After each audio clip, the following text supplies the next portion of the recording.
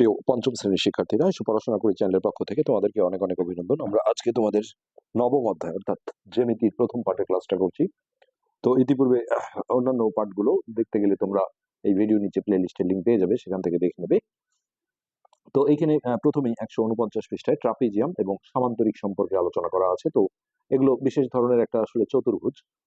তো সেক্ষেত্রে আমরা এগুলো আগে পড়ে দিয়ে তারপর এদের সংজ্ঞাগুলো আসলে লিখে দেবো। এখানে কিছু আকৃতি দেওয়া হয়েছে। এটা হচ্ছে আয়ত এক। আয়ত মানে কি, বিপরীত বাহুগুলো এটা আর এটা, আর এই পাশের এই দুটো সমান হবে, প্লাস বাহুগুলো সমান্তরাল হবে রেল লাইনের মতো। আর প্রত্যেকটা কোণ 90 ডিগ্রি, 90 ডিগ্রি হবে, অর্থাৎ এরকম বাহুগুলো কিন্তু বাঁকা থাকবে না, স্ট্রেট সহজ মানে সোজা থাকবে, তাহলে এটা 90 ডিগ্রি কোণ। এটা একটা আয়ত। এই যে এই পাশের বাহুটা আর এটা সমান, আর এই পাশে এটা আর এটা সমান, আর বাহুগুলো দেখো খাড়া, কোনো বাঁকা নেই, তার মানে এটাও আয়ত। এটা একটা ত্রিভুজ, এটাও একটা ত্রিভুজ। হ্যাঁ, এখন বলা হয়েছে যে এই চিত্রানুযায়ী আমরা যে কোনো দুইটা ফ্রেমকে একটার উপর আর একটা রেখে পেন্সিল দিয়ে বিভিন্ন ধরনের চতুর্ভুজ আঁকি। তো এখানে ত্রিভুজ এক, এই যে এই ত্রিভুজ একটা, আর আয়ত দুই অর্থাৎ এইটা একটার উপর আর একটা রেখে এই যে সাদা আকৃতি যেটা এটা আসছে। তারপরে এখানে খ নম্বরে যেটা হয়েছে আয়ত এক, এই যে এই ছবিটা, আর তার সাথে আয়ত দুই, এই দুটা পাশাপাশি রেখে, আসলে এখানে ডাইরেক্ট বোঝা যায় না, এই যে সাদা আকৃতিটা আসছে। তারপরে গ নম্বরে ত্রিভুজ এক, এই যে এটা, আর ত্রিভুজ দুই, এই দুটাকে রেখে এই যে সাদা আকৃতিটা আসছে। তারপর ঘ নম্বরে দেখো আয়ত এক আয়ত দুই, এই দুটো একটার উপর আর একটা রেখে এই সাদা আকৃতিটা আসছে। আর এখানে আয়ত এক আয়ত দুই রেখে এইভাবে একটা আকৃতি নিয়ে আসছে। আর এখানে চ নম্বরে ত্রিভুজ দুই আর আয়ত দুই, এটা মিলে এই আকৃতি আসছে। তো এগুলোই নিচে দেওয়া আছে। এই যে ক নম্বরে দেখো এই যে এই আকৃতিটা এখানে ছবি দেওয়া হয়েছে। তারপরে খ নম্বরে এই আকৃতিটার এখানে ছবি দেওয়া আছে। আর গ নম্বরে যে আকৃতিটা আসছিল সেটা হচ্ছে এটা। ঘ নম্বরে যে এই সাদা আকৃতিটা সেটা হচ্ছে এই যে এটা। তারপরে উম নম্বরের আকৃতিটা এটা, আর এই চ নম্বরের আকৃতি এটা। এখানে তেমন কিছু আসলে নেই। এরপর এখানে যেটা বলা হচ্ছে সেটা হচ্ছে সমান্তরাল বাহুর উপর ভিত্তিতে উল্লেখিত চতুর্ভুজ থেকে দুইটা দল তৈরি করি। তো সমান্তরাল কথাটা তোমাদের বুঝতে হবে যে দুইটা সরলরেখা, ঠিক রেল লাইন হচ্ছে সমান্তরালের সবচেয়ে বাস্তব উদাহরণ। এই দুইটার মাঝখানে দেখো সমান হতেও পারে নাও হতে পারে, আমি যেমন সমান করলাম না, কিন্তু এই মাঝখানের যে লম্ব দূরত্বটা, হ্যাঁ, কোনো বাঁকা জিনিস দূরত্ব হয় না, স্ট্রেট যেটা লম্ব, এই ডিস্টেন্সটা যখনই সমান থাকবে এদেরকে আমরা বলি সমান্তরাল সরলরেখা। তো এখানে যেটা বলা হচ্ছে শুধু এক জোড়া বাহু পরস্পর সমান্তরাল। এক জোড়া মানে কি, দুইটা। আর সমান্তরাল সবসময় বিপরীত বাহুগুলো হয়। তো আমরা দেখব ক আর চ নম্বরে আমরা এই জিনিসটা পেয়েছি। আমরা এখানে দেখি যে ক নম্বরে দেখো এই যে এই বাহুটা আর এই বাহুটা সমান্তরাল। হ্যাঁ, আর এই বাহু দুটো দেখো বাঁকা ভাবে গেছে, অর্থাৎ সমান্তরাল না। হ্যাঁ, মানে রেল লাইনের মতো কিন্তু হয়নি। তারপরে চ নম্বরে দেখো এই যে উপরের এই বাহুটা আর এই বাহুটা সমান্তরাল, কিন্তু এই বাহু দুটো রেল লাইনের মতো হয়নি। মানে সমান্তরাল সরলরেখা কখনো ছেদ করবে না, কিন্তু এই যে এই পাশের রেখাটা আর এই পাশের রেখাটা দেখো একটু বাড়ালেই এক জায়গায় গিয়ে কিন্তু মিলিত হবে, তাহলে এই দুটো সমান্তরাল নয়। তাহলে এক জোড়া বাহু সমান্তরাল আমরা পেলাম হচ্ছে ক আর চ এর। আর এইখানে যেটা আছে দুই জোড়া বাহু সমান্তরাল। তো এটা খ ঘ ও ম। কিভাবে দেখো, এই যে ক্ষয়ে এই যে এই পাশের বাহু দুটো সমান্তরাল, এটা দুইটা মিলে এক জোড়া। আবার এই পাশের বাহু দুটো দেখো রেল লাইনের মতো, তাহলে এটাও সমান্তরাল। তাহলে এটা দুই জোড়া বাহু হচ্ছে সমান্তরাল। তারপরে ঘয়েও কিন্তু একই অবস্থা, এই যে এই বাহুটা আর এই বাহুটা সমান্তরাল, তাহলে দুইটা মিলে এক জোড়া। আর এই বাহুটা আর এই বাহুটা সমান্তরাল, এটা এক জোড়া, তাহলে দুই জোড়া। উমতেও তাই, এই বাহুটা সমান্তরাল, আর এই বাহুটা সমান্তরাল। এই জিনিসটা আমরা এখানে লিখে দিলাম যে খ ঘ আর উম। উল্লেখিত 6টা চতুর্ভুজের মধ্যে, এরা কিন্তু সবাই চতুর্ভুজ, 4টা বাহু থাকলেই তারা চতুর্ভুজ হয়। কি কোনো আয়ত আছে, যদি থাকে তবে কেন সেটি আয়ত, তার কারণ ব্যাখ্যা করি। তো আমরা দেখেছি উম নাম্বারটা আমাদের হ্যাঁ আয়ত হয়েছে। এখানে এই যে বাহুগুলো যখন এরকম বাঁকা থাকবে তখন কিন্তু এটা সামান্তরিক হবে। সামান্তরিকের ক্ষেত্রে দুই জোড়া বাহু সমান্তরাল হবে, আবার এই বিপরীত বাহুগুলো সমানও হবে। কিন্তু বাহুগুলো বাঁকা বাঁকা থাকবে, অর্থাৎ কোণগুলো সমকোণ হবে না। আর আয়তের ক্ষেত্রে এরকম স্ট্রেট মানে 90 ডিগ্রি বা এক সমকোণ হবে। আর এদেরও কিন্তু এই দুই জোড়া, অর্থাৎ এটা এটা মিলে এক জোড়া, আর এটা এটা মিলে এক জোড়া। হ্যাঁ, দুই জোড়া বিপরীত বাহু পরস্পর সমান্তরাল হবে। তো উম নাম্বারটা আমরা আয়ত পেয়েছি। এরা এখানেও বলেছে চতুর্ভুজ উম এর বিপরীত বাহুগুলো পরস্পর সমান এবং সমান্তরাল, এছাড়া এর প্রতিটি কোণ এক সমকোণ, তাই চতুর্ভুজ উম একটা আয়ত। তো আয়ত কাকে বলে, আসলে আমরা এটাই বলতে পারবো যে চতুর্ভুজের বিপরীত বাহুগুলো পরস্পর সমান এবং সমান্তরাল এবং প্রতিটি কোণ এক সমকোণ, তাকে আয়ত বলে। এখানে দেওয়া আছে, এখান থেকে তোমরা পড়ে নিতে পারবে। আচ্ছা, আর এইখানে হচ্ছে সামান্তরিকের যে সংজ্ঞা সেটা আমরা একটু এখানে লিখে দিই। সামান্তরিক আর হচ্ছে ট্রাপিজিয়াম। সামান্তরিক। তো এটার ক্ষেত্রে আমরা বলবো যে চতুর্ভুজের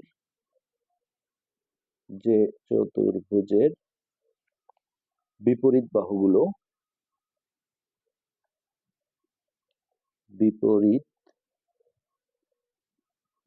বাহুগুলো পরস্পর সমান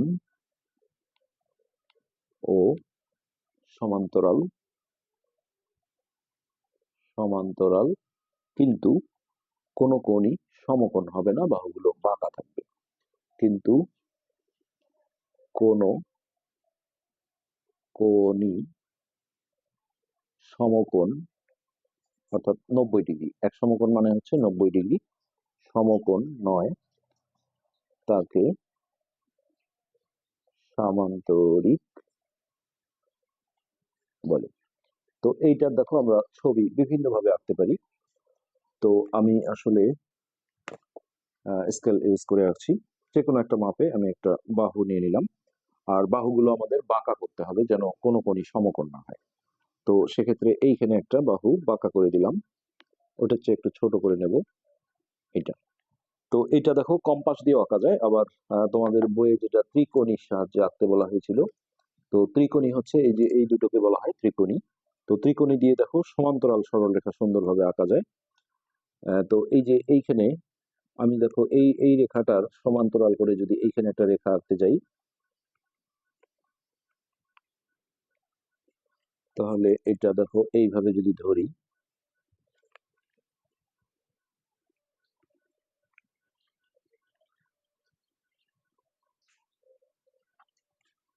এইভাবে,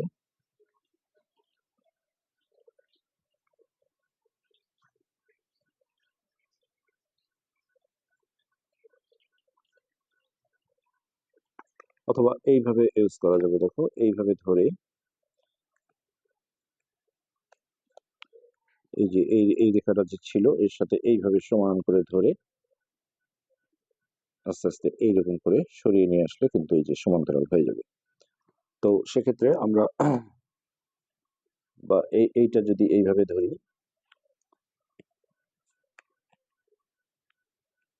এই যে এটা দেখো সমান করে ধরলাম, এইভাবে টেনে আনলে হবে, অথবা এটা আমরা কম্পাস দিয়েও কিন্তু আঁকতে পারবো।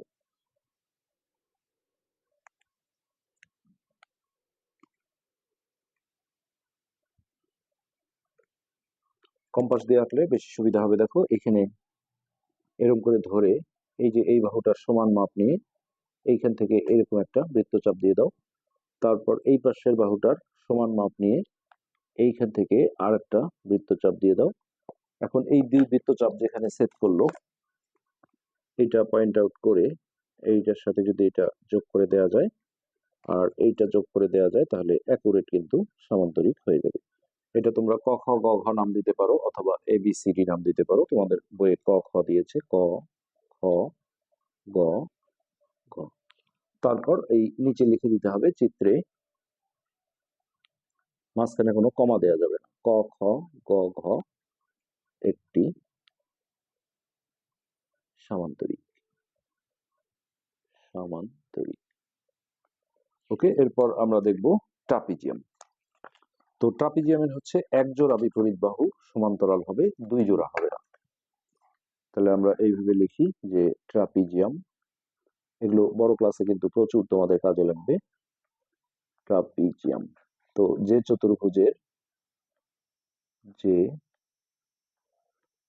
চতুর্ভুজের এক জোড়া বিপরীত কথাটা না লিখলেও হবে, কেননা সমান্তরাল সবসময় বিপরীত বাহুগুলো হয়। তারপরেও লিখলে ভালো হবে, এক জোড়া বিপরীত বাহু সমান্তরাল, কিন্তু সমান করা যাবে না, সমান্তরাল, তাকে ট্রাপিজিয়াম বলে। ট্রাপিজিয়াম বলে। তো এটা দেখো ছবিটা কেমন হবে, এটা আমরা যে কোনো এক জোড়া বিপরীত বাহু সমান্তরাল করে নেব। তো এই যে এইটা থাকলো, আর আনুমানিক জাস্ট এটা ওই একটু ছোট করে জাস্ট এই যে সমান্তরাল হয়ে গেছে দেখো। তারপর এইটার সাথে এইটা যোগ করে দাও, আর এইটা যোগ করে দাও। তাহলে দেখো এই যে এই বাহুটা আর এই বাহুটা সমান্তরাল, কিন্তু এই পাশের বাহু দুটো কিন্তু সমান্তরাল হয়নি। তাহলে এক জোড়া বাহু সমান্তরাল। সেক্ষেত্রে আমরা এটা যদি নামকরণ করি যে ক, খ, গ, ঘ, তাহলে আমরা নিচে বলে দিতে পারবো চিত্রে ক, খ, গ, ঘ একটি ট্রাপিজিয়াম। ওকে, তো এইটা ছিল আমাদের আমরা অলরেডি কিন্তু 150 পৃষ্ঠায় ঢুকে গেছি। তো এই জিনিসগুলো এখানে আছে। চতুর্ভুজের এক জোড়া বাহু পরস্পর সমান্তরাল, এই যে এগুলো হচ্ছে ট্রাপিজিয়াম। এই বাহুটা সমান্তরাল, আর এই দুটো কিন্তু সমান্তরাল নয়। এখানেও দেখো এই যে এই বাহুটা সমান্তরাল, আর এই দুটো সমান্তরাল নয়। এই যে এটাও ট্রাপিজিয়াম। আর দুই জোড়া বাহু যখন সমান্তরাল হবে, সেটা যদি বাহুগুলো খাড়া খাড়া থাকে, স্ট্রেট হয়, তাহলে আয়ত হবে। হ্যাঁ, এই যে আয়তের সংজ্ঞাটা এখান থেকেই তোমরা দিতে পারো, যে চতুর্ভুজের বিপরীত বাহুগুলো পরস্পর সমান্তরাল এবং প্রত্যেকটা কোণ সমকোণ। আর সামান্তরিকের ক্ষেত্রে এই জায়গায় কিন্তু কোনো কোণই সমকোণ নয়। হ্যাঁ, আর এই যে এই দুটো দেখো সামান্তরিক, আর এটা কিন্তু আয়ত, এটাও সামান্তরিক। তো এই হয়ে গেল। এরপর 151 পৃষ্ঠা, নিচের আকৃতি থেকে ট্রাপিজিয়াম এবং সামান্তরিক খুঁজে বের করি এবং কারণ ব্যাখ্যা করি।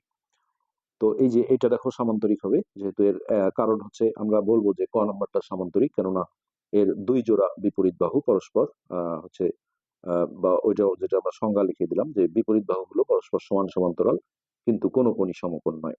এটা নর্মালি চতুর্ভুজ, এটা কিন্তু ট্রাপিজিয়ামও হয়নি বা সামান্তরিক আয়ত কোনোটাই হয়নি। আর এটা কিন্তু ট্রাপিজিয়াম, এই গ নাম্বারটা, কেননা এর এক জোড়া বিপরীত বাহু, এই যে এটা আর এটা কিন্তু সমান্তরাল। হ্যাঁ, এটাই কারণ। আর ঘ নাম্বারটাও ট্রাপিজিয়াম, যেহেতু এই বাহুটা আর এই বাহুটা দেখো সমান্তরাল রেল লাইনের মতো, আর এই দুটো অসমান্তরাল, অর্থাৎ এক জোড়া বিপরীত বাহু সমান্তরাল। এটা সামান্তরিক ম নাম্বারটা।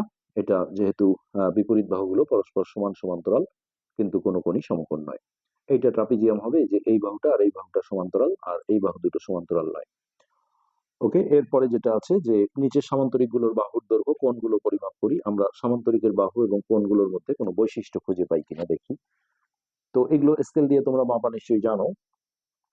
আমরা তারপরে একটু দেখিয়ে দিচ্ছি।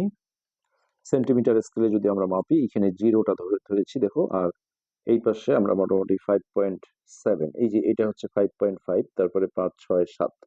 তাহলে বিপরীত বাহুগুলো যেহেতু সমান হবে, এই পাশটাও কিন্তু একই মাপ হবে, অর্থাৎ এটা না মাপলেও আমরা বলে দিতে পারবো 5.7 সেন্টিমিটার। আর এই পাশের বাহুটা দেখো, এইখানে আমরা জিরো ধরেছি, তাহলে এই যে 3 সেন্টিমিটার, তাহলে এটা যদি 3 হয়, এই পাশের বাহুটাও 3 সেন্টিমিটার হবে, যেহেতু বিপরীত বাহুগুলো সমান। এরপর এটা একইভাবে আমরা মেপে দেখেছি, 4 সেন্টিমিটার হয়, তাহলে এই পাশেরটাও হবে 4 সেন্টিমিটার। আর এইটা 3 সেন্টিমিটার, এটাও 3 সেন্টিমিটার।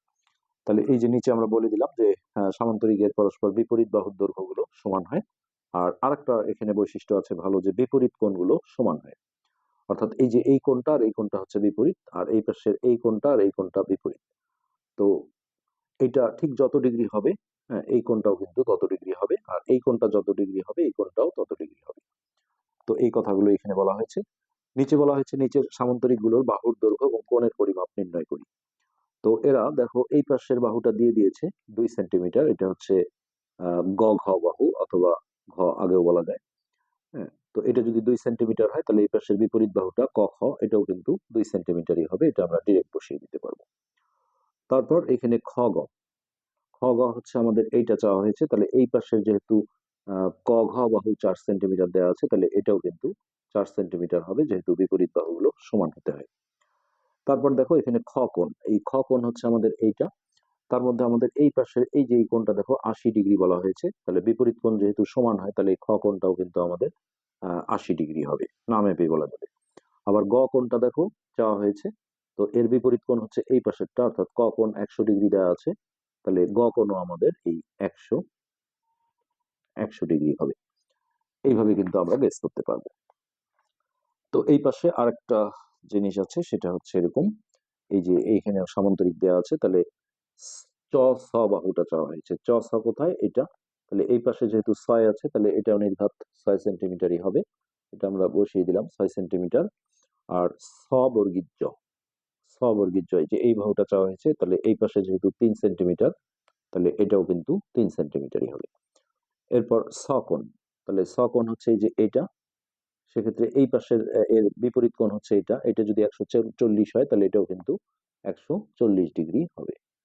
উপরে দেখো ডিগ্রির চিহ্ন দেওয়া আছে শূন্যের মতো। আর বর্গীর কোণ হচ্ছে এটা, তাহলে এর বিপরীত কোণ এইটা, এটা যদি 40 ডিগ্রি হয় তাহলে এটাও 40 ডিগ্রি হবে। এই তো পরের পার্টে আমরা এই বিষয়টা দেখব। আজকে এখানে শেষ করছি। ধন্যবাদ।